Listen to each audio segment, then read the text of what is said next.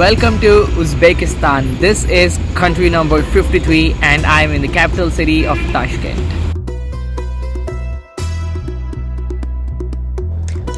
I visited Uzbekistan in December of 2022 and spent 6 days visiting the ancient Silk Road cities. In this video, I will take you through my 6-day journey in Uzbekistan. Before we get started, drop a like and subscribe to the channel if you haven't already done so. Uzbekistan was the central point of the trade route between India and China with Europe, where the two Asian countries exported silk and spices to Europe, hence the name the Silk Road. The merchants passed through Central Asia and stopped to get supplies and had to pay taxes to these cities before reaching Europe. Eventually, the taxes got to a point that Europe was desperate to find a sea road to India instead of going via these Silk Road cities and pay the middlemen. Enter Christopher Columbus, and the rest is history.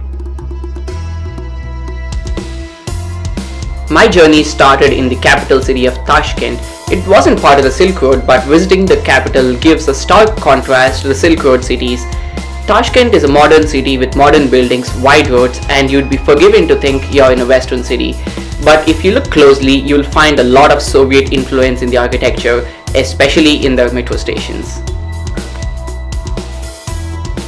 The city also has rich history that you can witness firsthand at the Caste Imam complex. Adjacent to it, you'll find Tilia Sheikh Mosque with its 253-meter high minarets and the Barak Khan Madrasah. In the same complex, you can go to My Mubarak to see a Quran from the 7th century, one of the oldest in the world. If you want to see the daily life of locals, no better place to go to than Chorsu Bazaar. Here you can find everything from produce, spices and dried fruits to clothes and souvenirs. Right next to it is the Kokaldosh Madrasa that was built in the 1570. You can walk around the city and take it in because the next 5 days is going to be drastically different. I visited Amir Temur Square with the Uzbekistan Hotel built in the classic Soviet style in the backdrop. My second stop was a city that felt like stepping into real-life Arabian Nights, the Silk Road city of Khiva. It is a walled city that kept a very close eye on anyone entering and exiting the city. All the main attractions are inside the city walls within walking distance of each other, with Kunya Ark Fortress, Kalta Minor and Juma Mosque being the top 3 things you have to see here.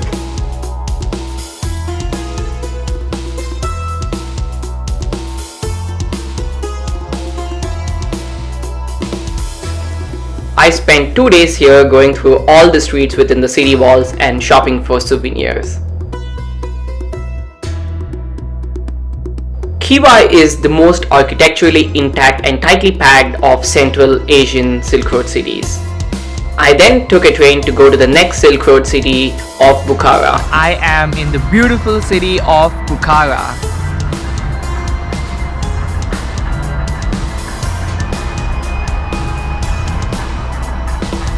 Bukhara is an architectural mirror of the past. The historic center of Bukhara is essentially an open-air museum ornate with ancient madrasahs and mosques that encapsulate over 2,000 years of history. The city itself hasn't changed much in the last 200 years and was once the center of culture, scholarship, trade and religion during the Silk Road. It was also the intellectual heart of the Islamic world. Bukhara is a bigger city than Khiva, with the main attractions spread out further that you have to take a taxi to get to a few of them. The city also has a fort built, but only the king's palace inside it. To me, Bukhara felt like it was a bigger kingdom than Khiva, but one thing is for certain, the souvenirs in Bukhara are much better than those in Khiva. You can see artisans at work in Bukhara and you can directly buy it from the artisan itself.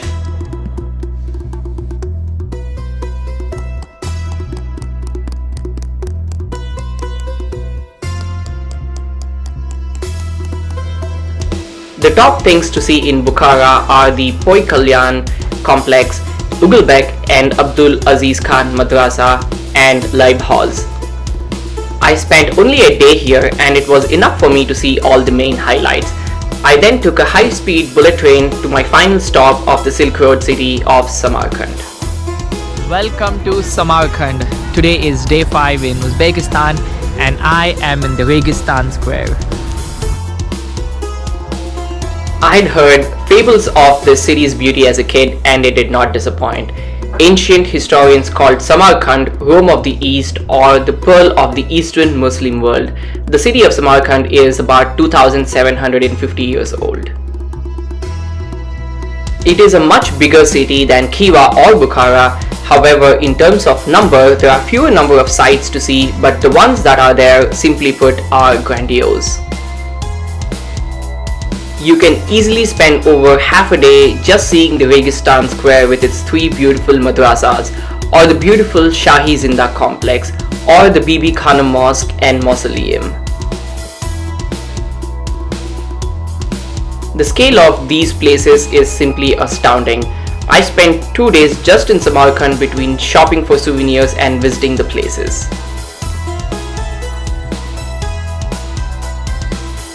Uzbekistan isn't a very vegetarian friendly place, so I did not get to try many of the famous dishes, but the ones I did have were largely bland. It was a little surprising as the country was the center of spice trade for so many centuries that I'd imagined they would have integrated the spices into their food. Looks like they were interested only in trading them. Nevertheless, Uzbekistan is a wonderful place with a lot of historical significance that you can still see to this very day.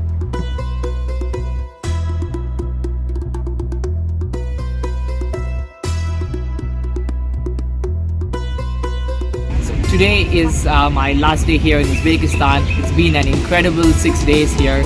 I visited 3 of the Silk Road cities and the capital city Tashkent. The 3 Silk Road cities being Khiva, Bukhara and Samarkand. I've had absolutely a fantastic time. To me, Uzbekistan is about 5 things: minarets, madrasahs, mosques, mausoleums, and finally, souvenir shopping.